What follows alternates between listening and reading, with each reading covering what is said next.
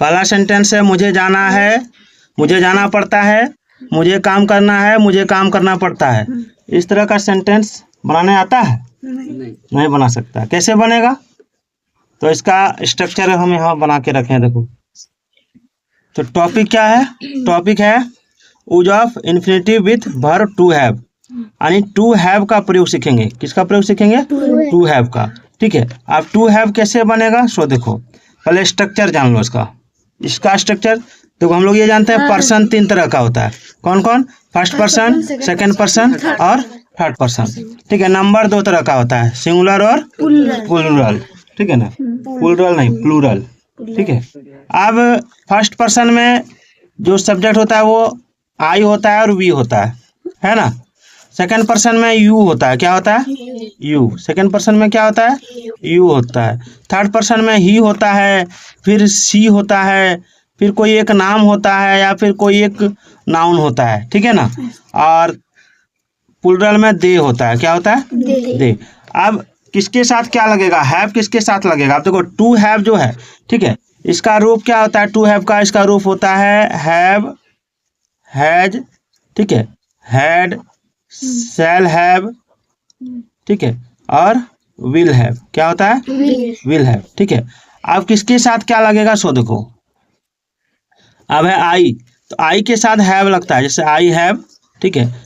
We के साथ have लगता है, वी के साथ क्या लगता है? हैव लगता है। ठीक है। यू के साथ भी हैव लगेगा, यू के साथ भी हैव लगेगा, यू के साथ हैव लगेगा। ही के साथ हैज लगेगा। क्या लगेगा? हैज। सी के साथ हैज लगेगा। राम के साथ हैज लगेगा। दे के साथ हैव लगेगा। ये हो गया हैव का प्रयोग मतलब किसके साथ होता है? हैज का प्रयोग किसके साथ होता है? अब है टू हैव का प्रयोग कहाँ करेंगे? हम बोलेंगे I have to read, I have to read. ठीक है।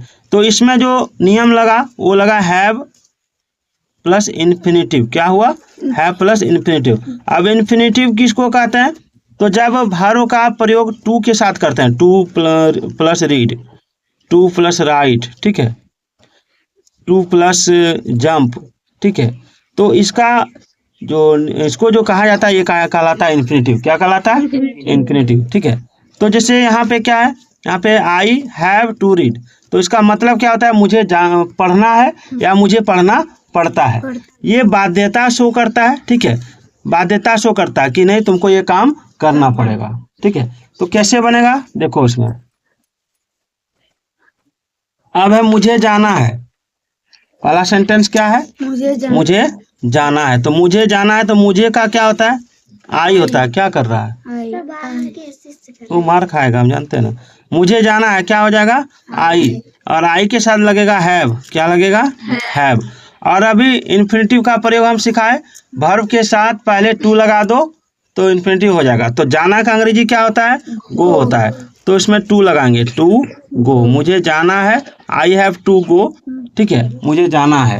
अब मुझे जाना पड़ता है, मुझे जाना पड़ता है, तो I have to go. Same बनेगा, क्योंकि ये बाध्यता है। मुझे जाना है तो मुझे जाना पड़ता है, दोनों में बाध्यता है। ठीक है। तो आई हैव टू गो और आई हैव टू गो दोनों में लगेगा। अब मुझे काम करना है, तो मुझे काम करना है, तो आई का प्रयोग होगा, I have to work, I have to work. मुझे काम करना है। अब यही चीज बनेगा नीचे वाला, मुझे काम करना पड़ता है, तो I have to work, I have to work. ठीक है। अब है हम लोग को पटना जाना है, हम लोग को पटना जाना है, तो हम लोग का अंग्रेजी वी होता है। ठीक है ना? और वी के साथ हम क्या बोले थे? वी हैव, हैज नहीं, वी हैव टू गो। अब कहीं हम लोग दूर जगह जा रहे हैं, किसी जगह पर जा रहे हैं, तो उस जगह के नाम के पहले प्रीपोजिशन का टू का प्रयोग होगा। ठीक है ना? We have to go Patna, मुझे पटना जाना है या मुझे पटना जाना पड़ता है, तो we have to go Patna. अगर बोलेंगे हम लोग को जाना पड़ता है, तो we have to go, we have to go. अब उसे खाना पड़ता है, उसे यानी ही, उसे यानी ही, और ही के साथ हैज लगेगा। क्या लगेगा? हैज। तो ही हैज, खाना का अंग्रेजी क्या होता है? ईट। और यहाँ इन्फिनेटिव का प्रयोग करना है तो टू ईट लगेगा। ही हैज टू ईट, उसे खाना पड़ता है। अब हम लोग को दौड़ना है, हम लोग को दौड़ना है तो वी हैव टू रन। ठीक है, वी हैव टू रन। अब आपको वहां जाना है तो यू के साथ हैव लगता है, यू हैव टू गो। वहां का अंग्रेजी होता है देयर। क्या होता है? There. You have to go there. अब श्याम को गाना है तो श्याम एक नाम है, तो एक नाम है तो इसके साथ हैज लगेगा। Shyam has to sing. अब देखो इसका इस तरह भी लिखा रह सकता है, श्याम को गाना होता है तो Shyam has to sing, Shyam को गाना पड़ता है तो श्याम हैज टू सिंग, क्योंकि इसमें बाध्यता और जबरदस्ती वाला काम होता है। ठीक है ना, मजबूरी इसमें दिखाता है कि मुझे ये काम करना पड़ता है, मैं भूखा हूं, मुझे खाना पड़ता है। अब उन लोगों को अस्पताल जाना पड़ता है तो उन लोगों का अंग्रेजी दे होता है, और दे के साथ हैव लगता है। They have to go to the hospital. ठीक है, हॉस्पिटल। अब सीता को पत्र लिखना पड़ता, लिखना है तो सीता टू राइट ये लेटर, लेटर नहीं लेटर।